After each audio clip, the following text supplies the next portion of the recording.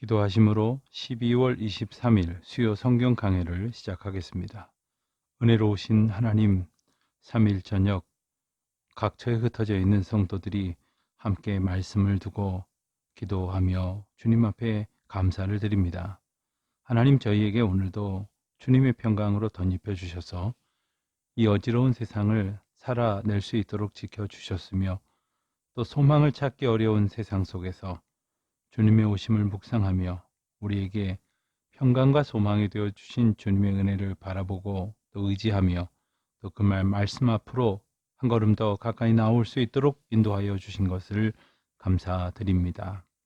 이 시간 주님 다시 일러주신 산상수훈의 귀한 말씀을 우리가 몇 구절 함께 묵상하면서 예수님께서 저희에게 허락하여 주신 그 구원의 놀라운 은혜와 우리를 온전케 하여 주시는 그 사랑을 마음 깊이 깨닫는 복된 시간 되게 하여 주시옵소서. 감사드리오며 예수 그리스도의 이름으로 기도드립니다. 아멘. 마태복음 5장 21절로 26절까지의 말씀을 우리 이 시간 함께 봉독함으로 이 말씀 함께 공부하겠습니다. 마태복음 5장 21절로 26절까지 말씀입니다. 옛 사람에게 말한 바 살인하지 말라, 누구든지 살인하면 심판을 받게 되리라 하였다는 것을 너희가 들었으나 나는 너희에게 이르노니 형제에게 노하는 자마다 심판을 받게 되고 형제를 대하여 라가라 하는 자는 공회에 잡혀가게 되고 미련한 놈이라 하는 자는 지옥불에 들어가게 되리라. 그러므로 예물을 제단에 드리려다가 거기서 내 형제에게 원망 들을 만한 일이 있는 것이 생각나거든 예물을 제단 앞에 두고 먼저 가서 형제와 화목하고 그 후에 와서 예물을 드려라. 너를 고발하는 자와 함께 이 길에 있을 때에 급히 사화하라. 그 고발하는 자가 너를 재판관에게 내어주고 재판관이 옥리에게 내어주어 옥에 가둘까 염려하라.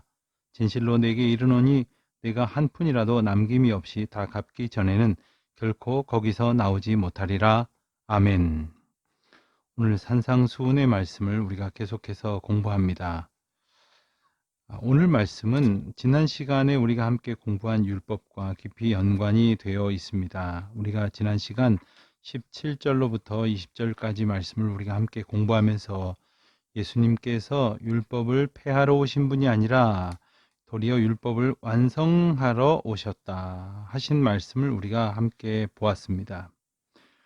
그 당시에 종교 권력자들, 그 중에서 바리새인들이나 서기관들은 율법의 의미를 사람들한테 해석하고 또 설명을 함으로써 하나님의 사랑을 깨닫게 하는 것이 아니라 그 율법에 매여서 그 율법으로 인하여 괴로워하도록 그 율법을 참 부담스러운 규율로만 가르쳤습니다. 그래서 그 율법으로부터 오히려 거부감을 갖고 피하고 싶어 했고, 그리고 그 율법에 대해서 포기하고 싶어 하는 그런 마음을 갖게 되었습니다. 그런 반면에 율법의 전문가를 자처하는 바리새인과 서기관들은 자기들만이 율법을 잘 지켰다고 교만해하면서 지키지 못한 서민들을 멸시하고 결국 자기네들의 권력을 유지하는 데에 율법을 사용하는 그러한 결과를 야기시켰던 것입니다. 율법이라고 하는 것이 구약 성경에 나와 있는 그 율법뿐만이 아닙니다. 그들은 율법을 잘 지켜야 한다는 의미에서 가령 안식일을 거룩하게 지키라 했으면 안식일에는 이것도 하면 안 되고 저것도 하면 안 되고, 문이 열려 있으면 닫아서도 안 되고 닫혀 있는 문은 열어서도 안 되고, 불이 켜졌으면 끄지도 못하고 꺼졌으면 켜지도 못할 것이다. 뭐 이런 자꾸 조건을 붙여서 법을 복잡하게만 만들었습니다. 그래서 이 법을 다 기억할 수도 없거니와 지킨다고 하는 것은 아예 불가능한 이야기처럼 되어졌던 것이죠. 그래서 예수님께서 복음을 전하시자 이 복잡한 율법에 매여 있던 사람들이 차라리 율법을 버리고 저분을 따라야겠다 이렇게 생각했던 것입니다. 예수님께서는 그런 의도를 아시고 내가 율법을 폐하러 온 것이 아니라 완전케 하러 왔노라 이렇게 말씀하셨던 것이지요. 그렇다면 율법을 완전케 하신다 하신 말씀은 무슨 뜻일까요? 오늘 말씀에 그 예를 드시는 것입니다. 21절 보니까 옛사람에게 말한 바 살인하지 말라. 누구든지 살인하면 심판을 받게 되리라 하였다는 것을 너희가 들었으나. 그러니까 이 말씀은 예전에 있었던 율법 10계명으로부터 시작된 그 율법에 있었던 하나의 이야기를 드는 것입니다. 살인하지 말라 하시는 계명이 있었죠. 6번째 계명이 있었는데 이것을 이제 10계명을 첫 번째 계명부터 네 번째 계명까지가 하나님에 대한 계명이고 5번째 계명부터 10번째까지 계명이 사람과 사람 사이에 지켜야 하는 계명이라고 흔히 말한다고 했을 때 부모에 관한 계명을 어떤 관점에서 볼 때는 하나님께 대한 것으로 보고 실제적으로는 6번째 계명인 살인하지 말라 하는 계명을 사람과 사람 사이에 지켜야 할 첫 번째 계명으로 보는 그러한 시각도 있습니다. 아무튼 사람이 가진 죄 가운데 가장 큰 죄는 불효이고 또한 큰 죄는 살인이라 말할 것이겠습니다. 살인이란 생명에 관한 문제죠. 그래서 본문에서는 옛사람에게 말한 바 살인하지 말라. 이 말씀을 예수님께서 인용하신 것입니다. 그렇다면 이 말씀을 어떻게 완성하시려고 하신 것일까요? 예수님께서는 그 의미를 덧붙이셔서 말씀하시기를 나는 너희에게 이르노니 22절입니다. 형제에게 노하는 자마다 심판을 받게 되고 라가라 하는 자는 공회에 잡혀가게 되고 미련한 놈이라 하는 자는 지옥불에 들어가게 되리라. 살인하면 심판을 받는다 하는 정도가 이전의 율법이었다고 한다면 예수님께서는 이 22절의 말씀처럼 가르쳐 주심으로 이 율법을 완성시키신다는 뜻입니다. 언뜻 들으면 오히려 더 구체적으로 그리고 엄격하게 된 것처럼 느낄지 모르지만 이 의미를 가만히 생각해 볼 수 있기를 바랍니다. 살인이라는 것은 실제로 사람을 이제 위해를 가해서 그를 무력으로 제압함으로써 그를 숨이 끊어지도록 만드는 아주 극악한 그러한 신체 행위라고 이렇게 말할 수 있습니다. 그런데 거기에서 지킬 수 있는 것을 미워하는 생각에서부터 지켜야 한다. 원망하고 죽이고 싶어 하는 생각으로부터 비롯하여 여겨야 한다 하는 말씀으로 우리에게 주시는 것입니다. 이건데 사람을 죽이지 않았다고 해서 살인한 것이 아닌 것이 아니라 미워하고 원망하고 마음속으로 죽이고 싶다 하는 생각을 했다면 그 또한 살인이나 마찬가지이기 때문에 그런 것들로 나는 실제로는 죽이지 않았다 하여 아무렇지도 않게 여길 것이 아니라 처음부터 미워하지 않는 데에서부터 시작하는 것이 율법의 완성임을 예수님은 말씀하신 것입니다. 다시 말하면 더욱 철저하게, 더욱 근본적으로 그 동기에서부터 하나님께서 허락하신 그 계명을 지켜야 한다 하는 뜻이에요. 겉으로 나타나는 것뿐만 아니라 이 속으로 시작되어지는 것 또한 그것도 범죄하지 않도록 그 하나님의 말씀으로부터 우리의 행동이 비롯되어져야 된다 하는 말씀을 우리에게 주시는 것입니다. 예컨대 22절처럼 예수님께서 말씀하셨다고 했을 때 이 법을 다 지켰다고 자부할 수 있는 사람은 아무도 없을 것입니다. 그렇다면 무엇입니까? 우리가 살인하지 말라 하는 그 계명을 잘 지켰다고 말할 수 없는 것이죠. 정말 우리가 정말 미워하는 것에서부터 시작해야 한다고 했을 때 나는 아무도 미워하지 않았고 아무에게도 욕하지 않았다고 말할 수 있는 사람이 어디에 있겠습니까? 그러므로 예수님께서는 이 율법을 지키되 근본적으로 지키기를 원하고 계신다는 사실을 보여주십니다. 우리는 이 말씀에서 몇 가지 중요한 예수님의 가르침을 우리가 발견하게 되는데 첫 번째는 살인이라는 것은 미워하는 마음에서부터 출발한다는 것입니다. 미워서 하는 일은 곧 살인으로 이어질 수 있는 것이고 그것은 실상 아직 벌어지진 않았지만 살인이나 진배 없다 하는 말씀이죠. 물론 아주 우발적으로 혹은 본의 아닌 사고로 인하여 사람을 죽인 것 그런 것을 말하는 것은 아닙니다. 그런데 이 살인이라고 하는 것이 있기 전에 어떤 그 의도적인 것이 있다고 한다면 살인이라는 구체적인 행위가 있기 전에 그를 죽이려고 하는 마음이 분명히 있었다 하는 것이죠. 단 한 번 그 생각이 들어서 살인을 한다고 보기는 어려울 것입니다. 그 생각이 또 있고 그렇지만 그렇지 않아야 하겠다는 생각도 했겠죠. 그러나 또 그 미움이 커져만 가고 또 그 미움으로 말미암아 마침내 그 미움의 행동으로 사람을 죽인 그 결과로 살인이 나타난 것이 아닙니까?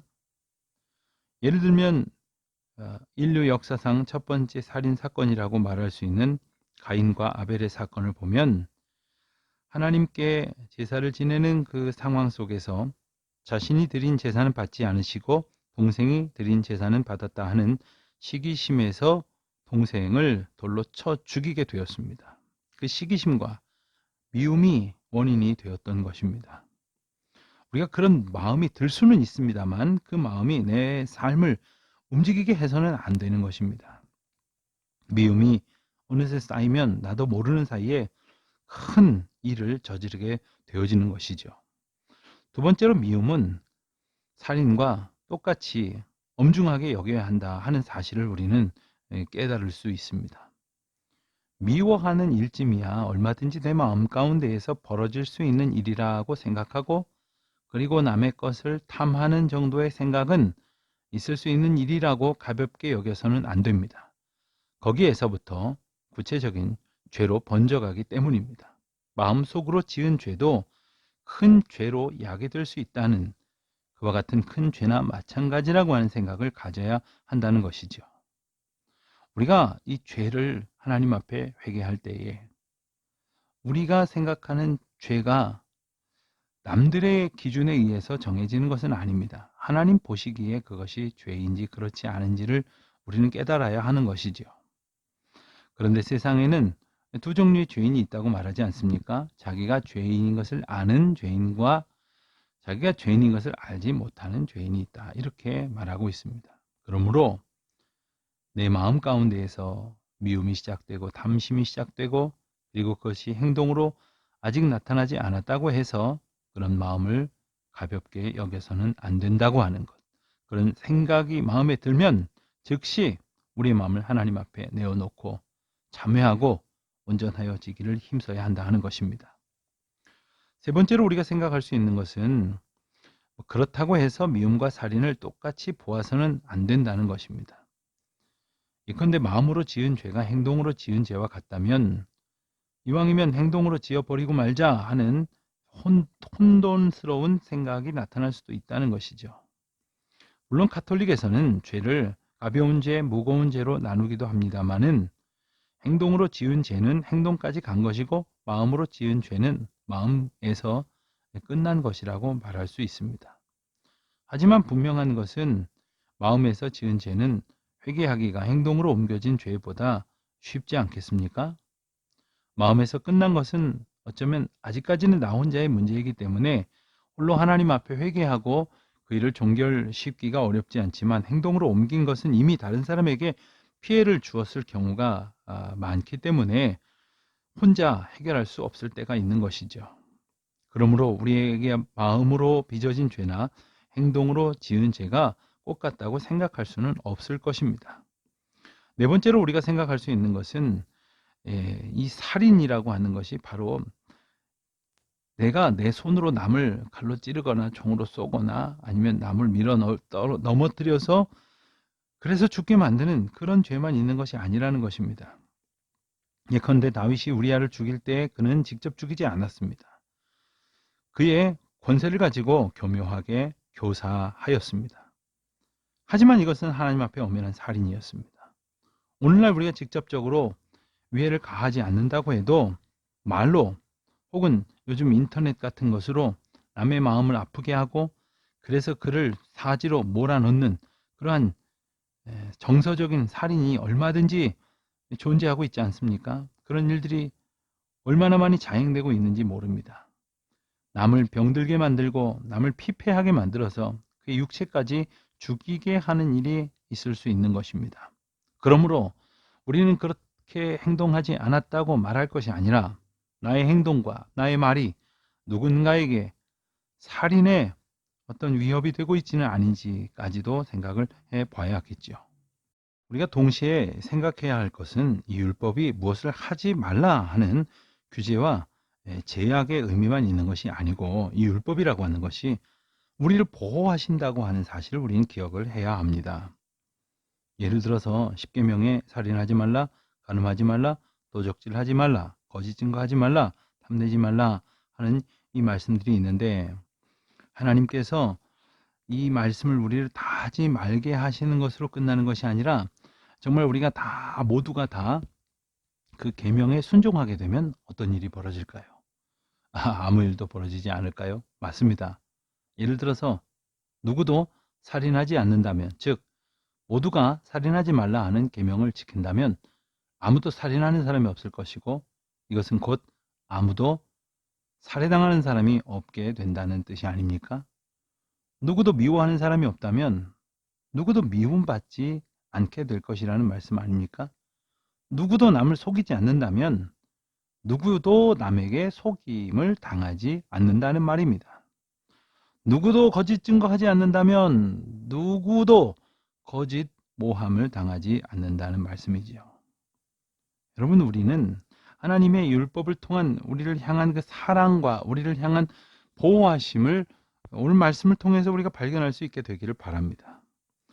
하나님께서는 나에게 무엇을 하지 말라 하시는 것으로 그치는 것이 아니라 모두가 그 율법 가운데에 준행하였을 때 우리의 목숨을 보호하시고 우리의 명예를 보호하시고 우리의 순결을 보호하시고 또한 우리의 자존감을 보호하시고 우리의 사유재산을 보호하시고 우리의 전 존재를 보호하시는 하나님의 은혜를 베푸시는 것입니다. 자, 이제 이 말씀이 어떻게 이어지고 있습니까? 이 말씀은 남을 미워하는 자가 되지 마라, 욕하는 자가 되지 마라, 그리고 남에게 미련한 놈이라고 하는 자가 되지 마라, 이렇게 말씀을 하시는데 사실 이 22절에 나오는 이 노하는 것, 또 라가라고 하는 것, 미련한 놈이라고 하는 것, 이게 사실 참 엄중한 의미에서 볼 때 하나님의 영역을 침범하는 것입니다. 누가 다른 사람을 향하여 진노할 수 있습니까? 누가 분노하며 다른 사람을 탓하며 그리고 그를 재판하고 판단할 수 있습니까? 오직 하나님께서만 하실 수 있는 일을 하겠다고 하는 거죠. 그러니 그야말로 심판을 받는 자가 되어야 하는 것 아닙니까? 또 누가 이 심한 욕설로 하나님 앞에 필요 없는 존재라고, 미련한 존재라고, 패역한 자라고 말할 수 있을까요? 그것은 그와 하나님과의 관계 속에서 하나님의 사랑을 무시하는 것이고 하나님의 인정과 하나님의 인도하심과 하나님의 보호하심을 아무 능력도 없는 내가 판단하는 것이나 마찬가지입니다. 그러므로 하나님께서 우리와 형제와의 관계, 우리와 이웃과의 관계에 대해서 말씀하시려고 우리가 먼저 이러한 태도로부터 벗어나서 이러한 태도를 갖지 않은 채 온전한 사랑의 관계 속에서 이웃을 대해야 한다 하는 것을 가르쳐 주시는 말씀으로 오늘 말씀을 이어주시고 계십니다.